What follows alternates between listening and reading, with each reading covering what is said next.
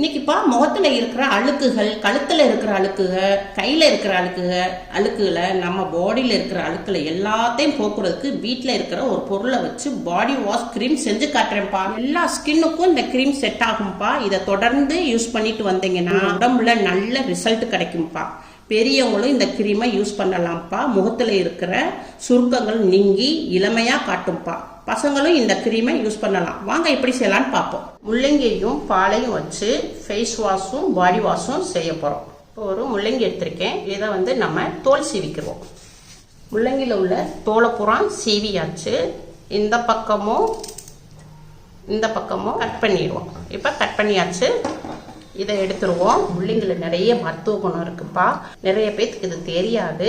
முள்ளங்கி நம்ம யூஸ் பண்றதுனால நம்ம உடம்புல நல்ல ஷைனிங்கா இருக்கும், நல்ல அழகு கொடுக்கும், நல்ல பொலிவாகவும் இருக்கும். இப்போ முள்ளங்கிய சீவியாச்சுப்பா.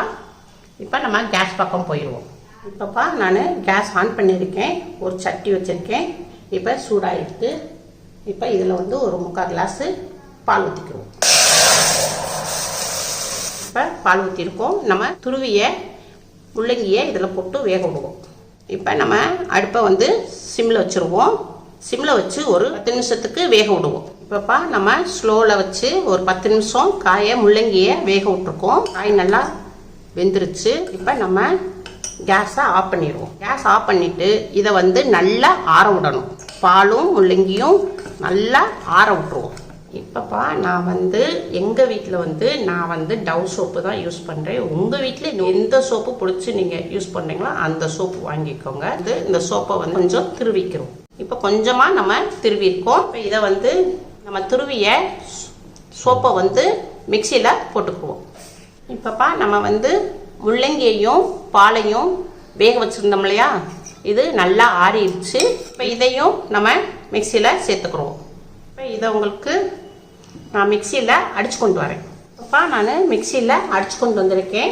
இது நல்லா அடித்து எவ்வளோ வெண்மையாக நல்லா கலர் பாருங்கள், ஒயிட் கலரில் இருக்குது. இப்போ இதை ஒரு பவுலில் மாற்றிக்கிறோம். இப்போ நம்ம மிக்சியில் அடித்தாச்சு. நல்ல க்ரீமாக இருக்குது. இப்போ இதில் நம்ம ஒரு 3 ஸ்பூனு கார்ன்ஃப்ளவர் மாவு போட்டுக்குருவோம்ப்பா. கார்ன்ஃப்ளவர் மாவு போட்டுக்குருவோம் 3 ஸ்பூனு. இதை நல்லா மிக்ஸ் பண்ணணும். இப்போ இதை நல்லா மிக்ஸ் பண்ணிட்டோம்ப்பா. இப்போ பாருங்கள், நல்ல பாடி வாஷ் க்ரீம் ரெடி ஆயிடுச்சு உங்களுக்கு. இப்போ நம்ம கார்ன்ஃப்ளவர் சேர்த்துருக்கோம், முள்ளங்கி சேர்த்துருக்கோம், பால் சேர்த்துருக்கோம். இது 3 சேர்த்தனால நம்மளுக்கு இதை நம்ம குளிக்கும் போதையோ இல்லை ஃபேஸ் வாஷ் கழுவும் போதையோ நம்ம உடம்புல இருக்கிற அழுக்குகள் எல்லாமே நம்மளுக்கு வெளியேறிடும். அதுதான்ப்பா உங்களுக்கு பாடி வாஷு ஃபேஸ் வாஷு உங்களுக்கு க்ரீம் ரெடி ஆயிடுச்சு. இப்போ இதை உங்களுக்கு நான் அப்ளை பண்ணி காட்டுறேன். இப்போ இதை எடுத்துக்கோங்க. இவ்வளோ கொஞ்சமாக போட்டுக்கோங்க. போட்டுட்டு நல்லா தேய்ச்சிங்கன்னா உங்களுக்கு நல்லா நம்ம எப்பயும் போல் சோப்பு போட்டு குளிப்போம் இல்லையா, அதே மாதிரியே உங்களுக்கு கிடைக்கும்.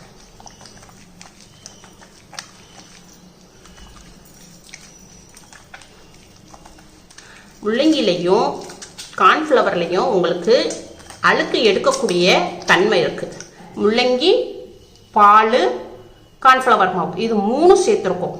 இது 3மே நம்ம ஸ்கின்னுக்கு ரொம்ப நல்லதுப்பா. நம்ம ஸ்கின்னும் நல்லா ஷைனிங்காக இருக்கும், அழகாக இருக்கும். இப்படி சேர்த்து நீங்கள் இந்த க்ரீமை வாஷ் பண்ணுங்க. நீங்கள் குளிக்க போனால் பாடி வாஷ் பண்ணிக்கோங்க. இப்போ நான் வாஷ் பண்ணி காட்டுறேன். பாருங்கப்பா, அம்மா ஸ்கின்னு பாருங்கள் எவ்வளவு அழுக்கு இருந்தது. அழுக்கு ஃபுல்லாக கலண்டுருச்சு. உங்களுக்கு நல்லா உங்களுக்கு ஒயிட்டாகவும் இருக்குது. இப்போ இதை நம்ம என்ன செய்யணும்னா, இந்த ஸ்பூனை எடுத்துட்டு இதை நம்ம ஒரு மூடி போட்டு இதை நம்ம குளிக்கிற பாத்ரூமில் வச்சுக்குருவோம்.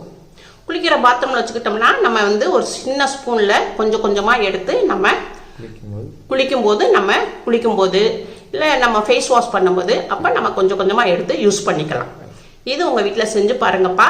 அம்மாவுக்கு லைக் பண்ணுங்கள், ஷேர் பண்ணுங்கள், சப்ஸ்கிரைப் பண்ணுங்கள்.